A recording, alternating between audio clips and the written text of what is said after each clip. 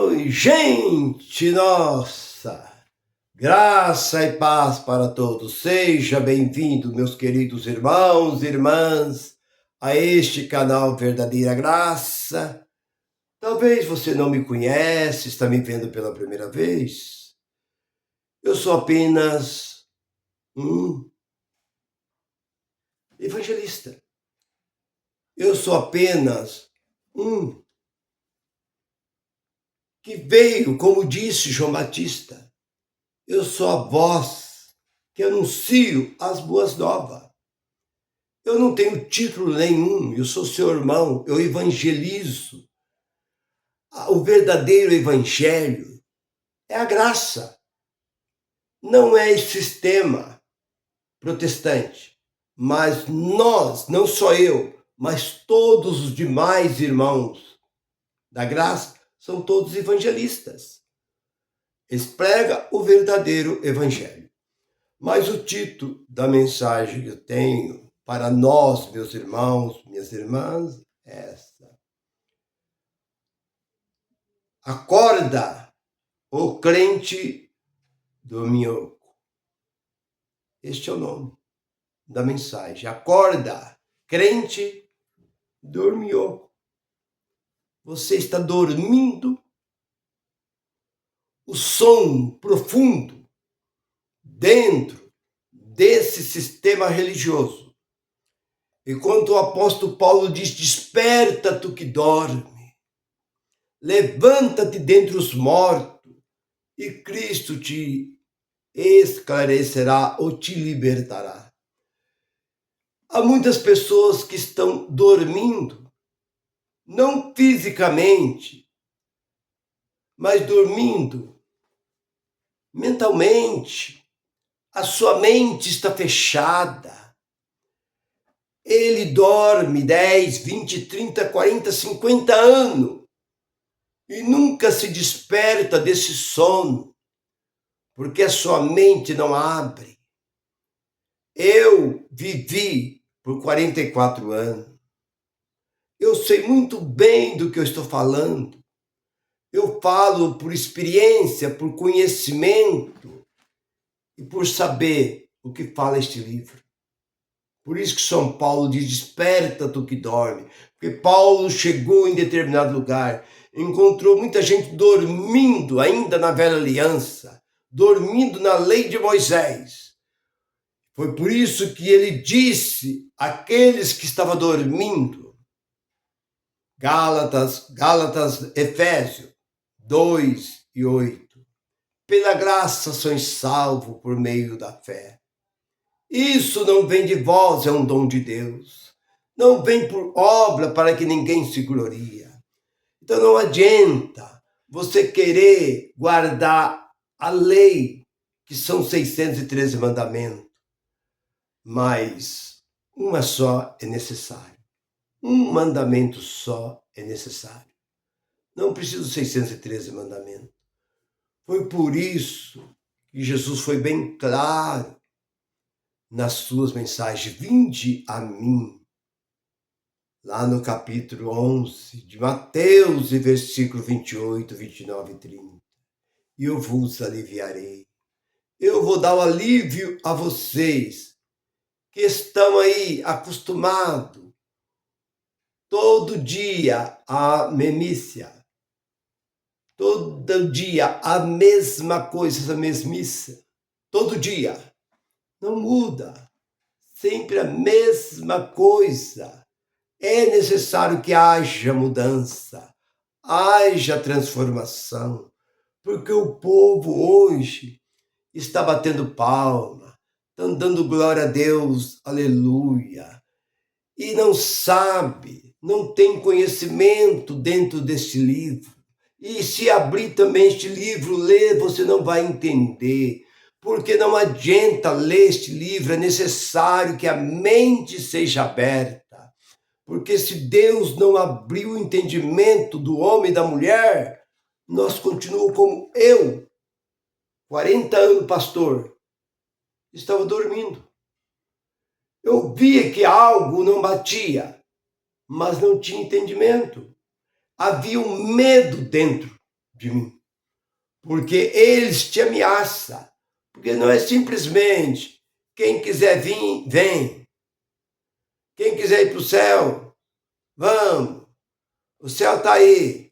Se você quiser ir para o céu, tudo bem. Se você não quiser, não. Eles te ameaçam. Um inferno, um diabo na sua vida, maldição na sua vida, castigo de Deus na sua vida. Coloca tanta coisa e as pessoas começam a dar ouvido àquele homem lá na frente, contando as mentiras e as pessoas acreditando, deixando de olhar neste livro. Eu estava olhando essa semana o testemunho de um pregador. Ele contou, ele veio num programa chamado Daniel Contígio. Eu sempre que eu tenho, sim, eu gosto de ouvir o Voo da Coruja, Daniel Contígio, onde os grandes pregadores que saem da Universal, da Assembleia, da Congregação, Testemunho de Jeová, Deus é Amor, da Mundial, vão tudo lá dar o seu testemunho, a razão por que ele saiu daquele local. Porque ele viu que o local onde ele estava era um lugar de mentira, de engano. Ele falou, tudo é tudo farinha do mesmo saco. Não adianta você sair da A e ir para B, da B e para C, da C, da D, que é tudo igual. Tudo finaliza numa só coisa. Como toda onda do mar, ela termina na praia. Ela vem, na praia ela termina. E todas as religiões protestantes, ela finaliza numa só coisa, dinheiro. O problema dela é dinheiro. Nada mais do que isso. Ela não faz nada mais do que arrancar dinheiro do povo e mentir para o povo. Enganar o povo. Trazer o povo na rédea curta. Vocês estão nas minhas mãos. E ali a pessoa consegue manter aquela pessoa ali dentro. Porque nós olhamos que um cativo e cativeiro. Para você manter um passarinho, você tem que manter aquele passarinho dentro de uma gaiola. Você não consegue manter um passarinho fora de uma gaiola. A gaiola é o cativeiro. E o passarinho é o cativo e o cativeiro. O cativo é a gaiola, o cativeiro é o passarinho. Então, assim, é o que olhamos para a Bíblia, no capítulo 4 de Efésios. Jesus deu dom aos homens. E ele subindo ao céu, ali pelo capítulo 5, 6, 7, nós vamos encontrar. E ele subindo, ele levou consigo o cativo e o cativeiro. Isso é, ele levou a lei e aquele que estava dominado pela lei, cativo e cativeiro. Então, voltando para aquilo que eu quero dizer. Então, esses homens, eles criam primeiro uma gaiola, um local. Que não adianta ele querer expressar, pregar, anunciar, cada um na sua casa, nos seus afazeres. Ele tem que ter aquelas pessoas na mão dele. Aquelas pessoas têm que comer na mão dele. Sabe? Ele consegue trazer aquelas pessoas dentro de um curral, dentro de uma arapuca, dentro de uma gaiola.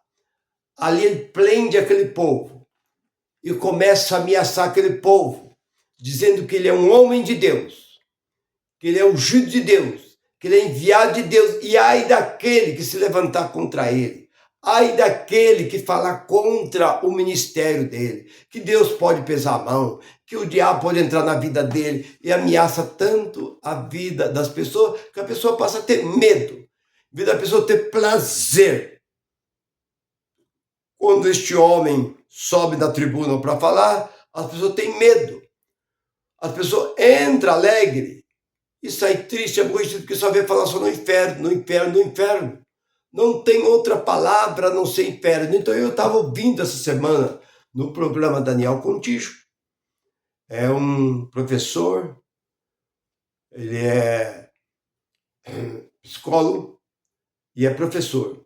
E ele tem um canal. E as pessoas vêm ali dar seu testemunho. E eu estava ouvindo um jovem. Ele disse que começou. Eu gostaria que você prestasse bem atenção para você ver como as coisas acontecem. Ele disse que ele começou na Assembleia, da Assembleia ele foi para tal de Deus é Amor. Na Deus é Amor ele gostou porque viu o povo batendo palma, ele tinha 9 anos de idade. Cantando, batia palma, tudo que o homem falava lá na frente, o povo batia palma, ele achou divertido. E um certo dia a mãe dele resolveu fazer um culto em casa. Como não tinha pregador, a mãe dele pegou e pregou. A mãe dele abriu lá a passagem lá da mulher do fluxo de sangue, aonde veio e tocou nas vestes de Jesus. Ela leu e pregou. E ele achou interessante e falou: mãe, como? Senhora, eu nunca vi a senhora pregar como a senhora pregou. Você tem que ler o texto e depois você tem que falar o texto e apontar para as pessoas. Assim como essa mulher teve fé de tocar nas vestes de Jesus, você nessa noite, pela fé, você pode tocar em Jesus, você pode ser curado. Se você tem um problema, você pregar sobre o cego Jericó, você tem que falar assim como aquele cego Jericó clamou por Jesus, você pode clamar por Jesus nessa noite, que ele vai te ouvir, que ele ouviu o cego Jericó. E foi ensinando aquele menino. O menino disse que, ouvindo a mãe dele foi explicando, falou: hoje você vai pregar. E ele começou devagarinho e foi pegando o jeito das coisas.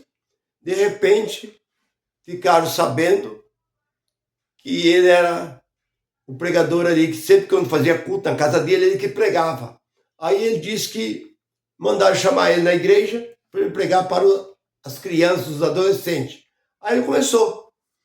E foi pregando, ele foi crescendo e foi ganhando cada vez mais, sabe, conhecimento dentro dessa área. E ele disse que quando ele já estava jovem, ele disse que recebeu um convite. Eu estou encurtando um pouco para não levar muito tempo. Aí vocês podem entrar no programa lá que vocês vão ver.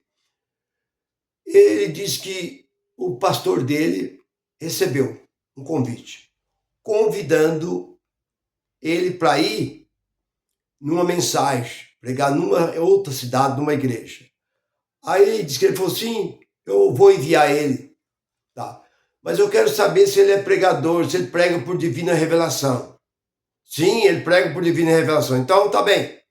Tá bom, muito bem. Amém, irmão? E desligou. Aí ele falou assim: pastor, mas eu não prego por divina revelação. O senhor parece que confirmou com ele que eu prego por divina revelação? Ele falou: ah, rapaz, pô, deixa comigo. Eu falei: não, pastor, mas eu não posso, eu não tenho esse dom. Ele falou: irmão, isso aí não é dom. Isso não existe dom, não existe esse dom de revelação.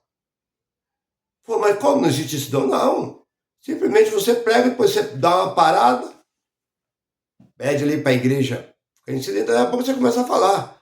Deus está mostrando tantas pessoas com isso, Deus está mostrando isso, aquilo, tal. É assim, isso é um método. Ele falou: mas não tem nada demais não, você vai fazer isso. Pronto, acabou. Ele ficou meio preocupado, tudo bem. Ele foi lá na igreja, chegou nessa igreja, ele pregou, quando ele acabou de pregar, ele fez uma pausa e falou: Deus me mostra aqui 3 pessoas que estão passando por grande necessidade financeira. E Deus vai abrir as portas para essas 3 pessoas. Onde estão essas pessoas que estão passando por problema financeiro? Levanta a mão. Aí a pessoa levantou a mão, então vem aqui na frente. Ah, que Deus está me mostrando isso.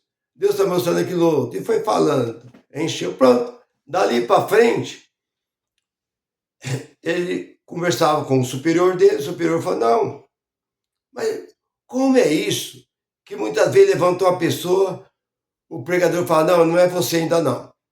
A pessoa certa ainda levantou e falou: não, você fica olhando aquelas pessoas que levantam a mão mesmo, é com aquelas pessoas que encoraja, levanta as 2 mãos, levanta de pé, é você mesmo, minha irmã. É assim que você tem que fazer. É o ânimo da pessoa que te desperta. Ah, então tudo bem. Ponto. Ele falou: ixi. Ele falou assim: eu vivia para baixo e para cima pregando, ganhando dinheiro, embrulhando. Aprendeu com quem? Aprendeu com o chefão lá, Davi Miranda, que é tudo enrolação. Aí Miranda chegava no lugar, Deus está mostrando 300 pessoas aqui que tem bico de papagaio, 500 pessoas aqui com problema na coluna, tantas pessoas que estão com filho na droga, tantas pessoas. Ele falava de centenas de pessoas. Enchia de gente. É tudo blá blá blá. Dentro desse livro não existe revelação. Onde existe revelação? Não existe. Não existe nenhum apóstolo revelou alguma coisa. Aonde dentro desse livro diz que Paulo chegou em determinado lugar e revelou alguma coisa? Quando Deus falava, aí ele ia e fazia. Quando Deus mandava a Pedro, revelação, não. Deus, ele não deu dom nenhum para homem nenhum futuro. Ei, porque eu estou vendo aqui, porque vai acontecer tal. Visão é uma coisa. Visão, Deus abre a mente da pessoa, como João do Apocalipse, como Pedro lá em cima, naquela laje, que ele viu aquela visão do lençol. Isso é uma revelação da mente. Deus desperta na mente da pessoa. Mas revelação, você chegar e falar, porque a profecia é uma coisa. Porque a palavra profeta 9:9 de Samuel diz que a palavra profeta significa vidente. Eu pergunto, esses profetas de hoje é vidente? O profeta Samuel, ele via.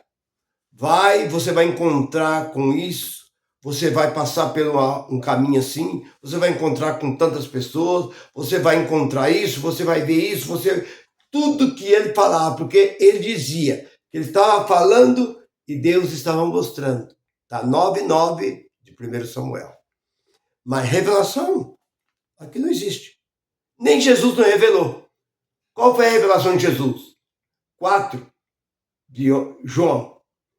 A mulher samaritana. Vai chamar o teu marido. Eu não tenho marido. Quem falou para Jesus que ela tinha 5 e o que estava com ela não era marido dela? Então ali foi uma revelação. Vejo que tu és profeta.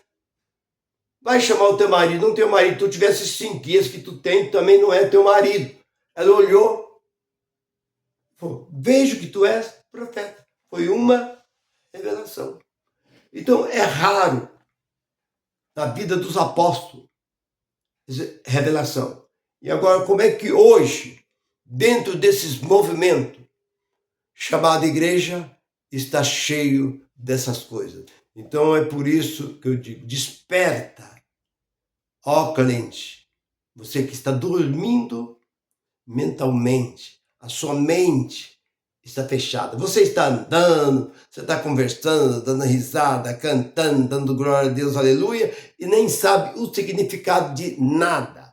Mas o dia que essa mensagem, que nós que somos da graça estamos pregando, e você para ouvir, deixa de chamar os pregadores da graça de desigrejado, de herege, mas dá ouvido e você vai ver que nós estamos falando a verdade. Nós não queremos dinheiro. Eu não quero dinheiro. Eu quero a sua atenção. Eu quero o seu comentário. Eu quero o seu escrito.